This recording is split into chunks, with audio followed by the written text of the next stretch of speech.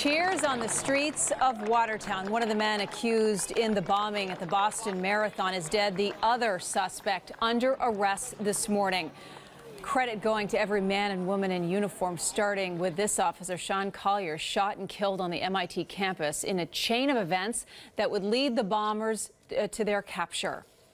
And today means closure for the families of Crystal Campbell, Martin Richard, and Lindsay Liu. Now healing can finally begin. Thanks for joining us on this Saturday morning, everybody. I'm Kate Merrill. And I'm David Wade. This has been such a week of emotions. To think about Marathon Monday seems so long ago.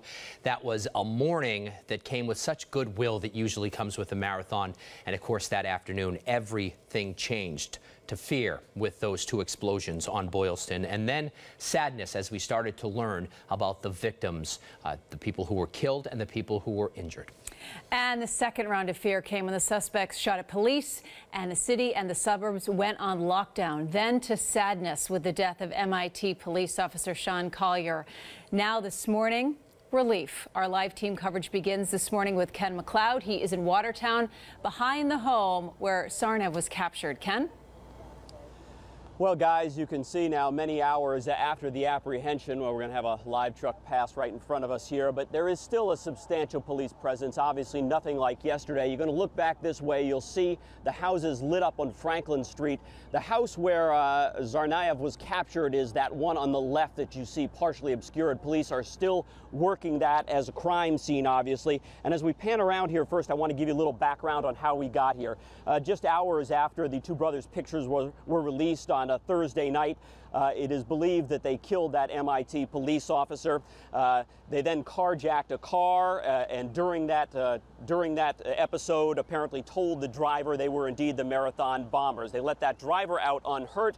However, police gave chase. The brothers threw bombs out of the car that were detonated. There was a gunfight during which the older brother, Tamerlan, was killed.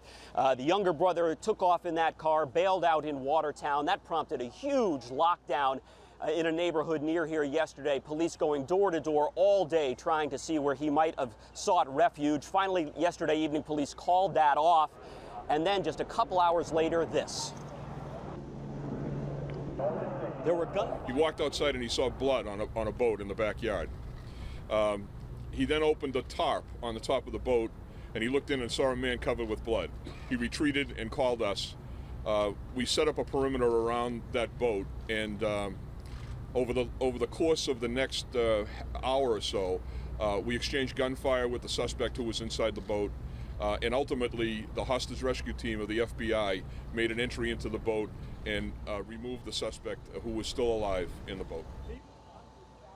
Okay, the suspect is wounded. He has been taken to Beth Israel. Now, he was not read his Miranda rights. Why? Well, because under law related to terrorism, the government has 48 hours under which to question him. And of course, the question we all want to know is why? Why this bombing? We need to know something about motive. That's what's lacking here at this point. We're learning, guys, from the FBI this morning. They are acknowledging that a couple of years ago, they got a tip from a foreign government that the older brother, Tamerlan, might have been getting ready to leave this country, that he had joined radical Islam, and that they viewed him as a terror threat. We'll probably learn more on that in the days to come. Live in Watertown this morning, Ken McLeod, WBZ News. Guys, back to you. Ken, thank you so much. Appreciate